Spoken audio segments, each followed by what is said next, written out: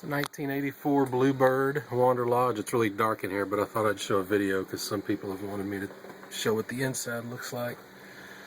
This passenger side, nothing's running right now. Just plugged in to 15 amps, but these are all the generator gauges, and then basically the different voltages and loads. A lot of this would be up if you had the you can see that's what my voltage is. Both legs, each leg of 50 amp. That's the draw. Nothing, because the only thing I got on is the heater. I just fried up the heater, just clear it out.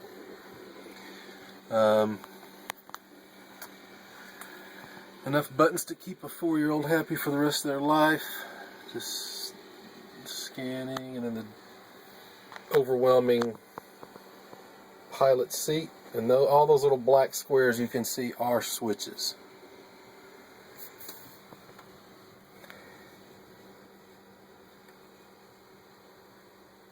Gauges. There's a gauge for everything, and then even a gauge to tell you if the gauge is working. It seems like rear axle temp's up here by itself for some reason, along with the altimeter, in case you ever decide to put wings on it. More controls down there, which you can't see, and then there's more even by the seat. I've got the seat slid over. The seats slide left, both seats slide left to right, and that's air actuated. There's a clippered valve. All these little aircraft aluminum bowl switches, these things. You just turn it on, and it's almost like a little portable heater.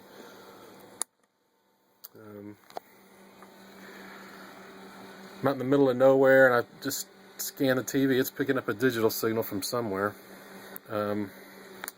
Something you can't really see good. I'll do another video on the light when I'm actually not in the barn, but all along both sides there are these really cool aircraft style storage bays. I mean, that's the head for the built-in vacuum system there, but all along both sides of the coach. Really high quality. This is hardwood, aluminum trimmed. All the cabinets are solid hardwood, nice firm latches. You know, it's just everything's real high quality. Ice maker. So you gotta have your drink. That's the thermostat for the chassis heat, so when you're running down the road, there's an actual antifreeze loop under the coach that runs through various ports that you can use the engine heat to heat the RV. That's the doorbell, which has been disconnected because it's quite annoying if somebody rings it. Different switches that are labeled because there's a switch about every 4 inches it seems, and a lot of them interact with each other, so you can use this one to do this, or quite confusing. The Digital panel, which I'm sure back in the 80s this was just crazy intelligence.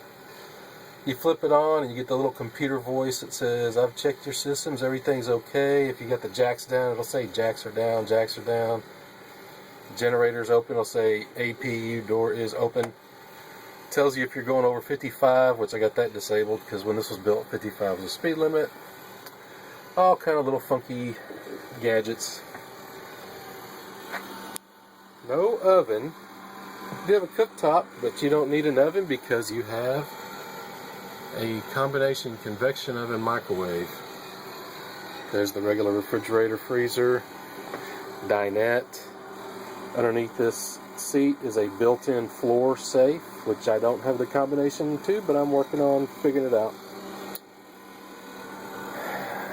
The beds, I got the mattress and stuff off of this one because I just winterized it, so the freshwater tank and the pump are underneath this bed.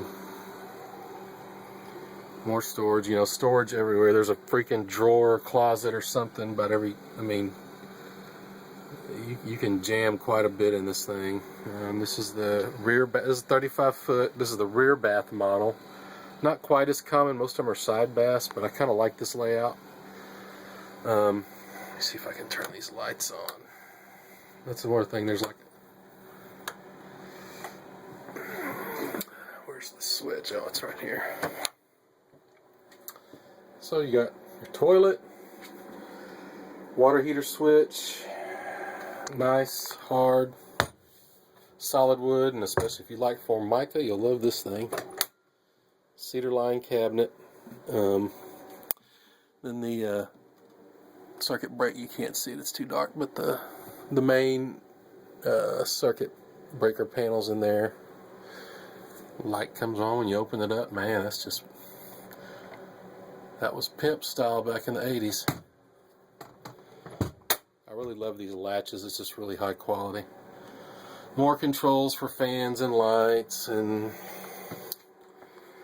more controls. It's just a bathroom, and there's a huge closet behind this thing. I've got the door tied, so it's just like this one. This is the guy's side. You got a place for your shoes.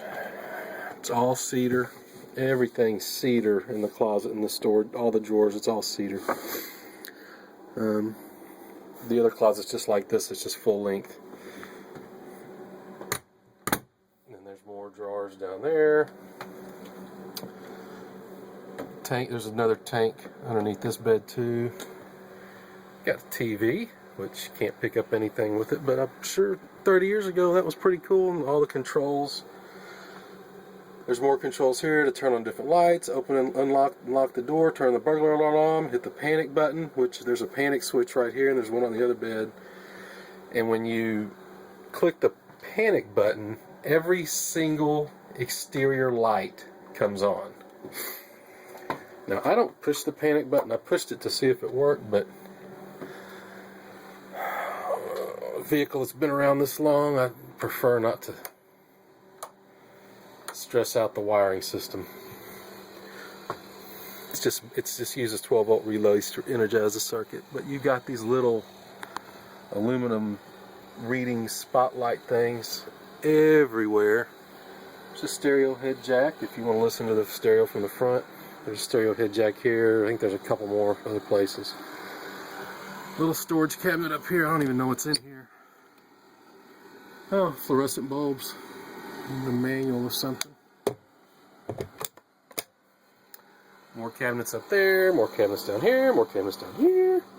And one of these, well, it's this one. You got the built-in, spice,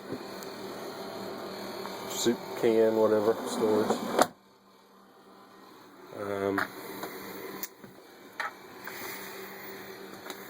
The leveling jack controls are up there. Those are hidden. That's the doghouse for the engine. It's a 32.8 Caterpillar turbo. This is the 250 horse version. Has an Allison MT 643 4-speed transmission. It's really cool. It's not electronic. It's a completely mechanical lockup converter, which really comes in handy when you're driving something that's most likely a little bit heavier than legal weights. Now I'm in the middle of nowhere and I'm picking up snowboarding. That's kind of cool. I can take you for a quick walk around the outside. You can see it's just dirty. I got stuff laying everywhere because I just winterized it. But little fold down. If you want to fold this down when the door's shut, you don't have this hole right here.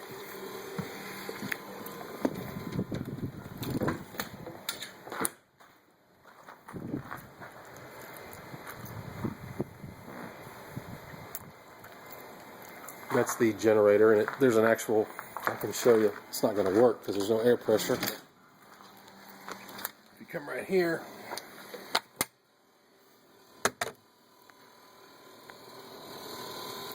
there's the main breaker panel for it. There's an external connection.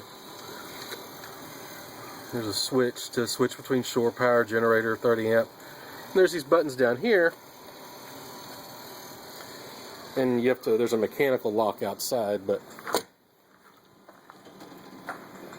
if you undo the mechanical lock, this whole freaking 4-cylinder Perkins generator, 12,500 watt, it just slides out on a tray. It slides out to about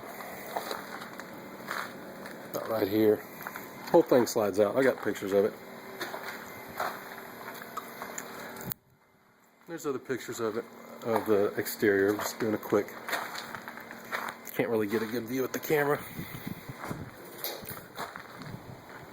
It is an antique vehicle.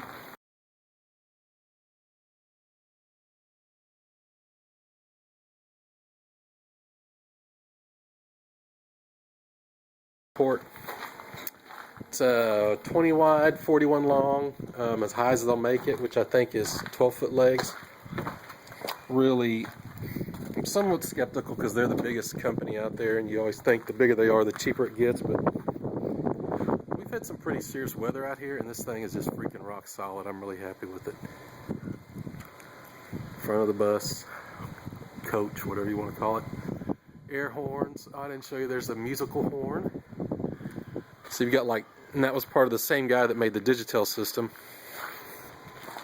It's got like 80 songs programmed in. They're like MIDIs. I don't know if you're familiar with MIDI files. I think right now I have it set on Yellow Rose of Texas, so you can be rolling down the road, push the button, and it'll play. Dee-dee-dee-dee-dee-dee. I need the Dukes of Hazzard. But it's various storage, and that's the propane I just had open to turn it on.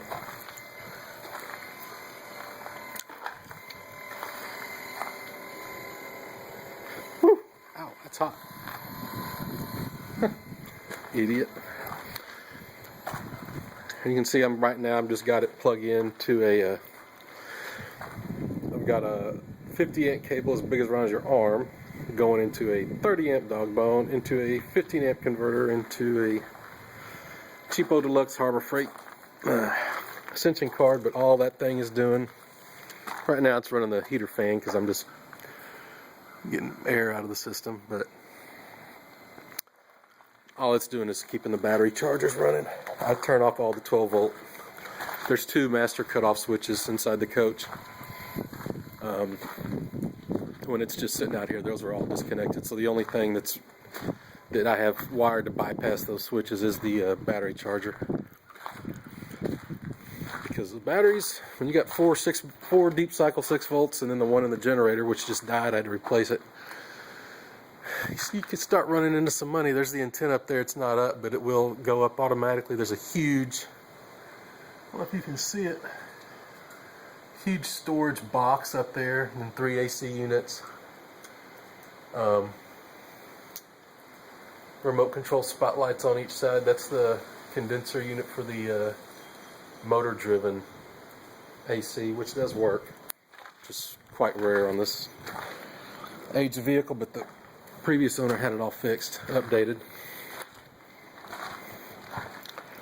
And that, if you have big coach tires like this that you get up to 115, 120 pounds, this little cheapo deluxe thing I picked up at Harbor Freight, man, it works like a champ. And that's also what I used I made a connection, and that's what I use when I'm winterizing, to blow out the lines. And I'm going to have to take that heater apart because that fan rattle is just driving me nuts. But it actually feels kind of good in here. These things, I've had some panels off looking at stuff, and they really sprayed. I don't know if I have one of the panels still off right here. No, I put it back. But there's a good ½ inch of spray foam everywhere. You know, you can look up the history of these things, but when they were built, it was the top of the line you could buy. Johnny Cash has one, Muhammad Ali had one, the King of Jordan, all kind of rich people. And this one's been very well cared for. The previous owner spent a lot of money.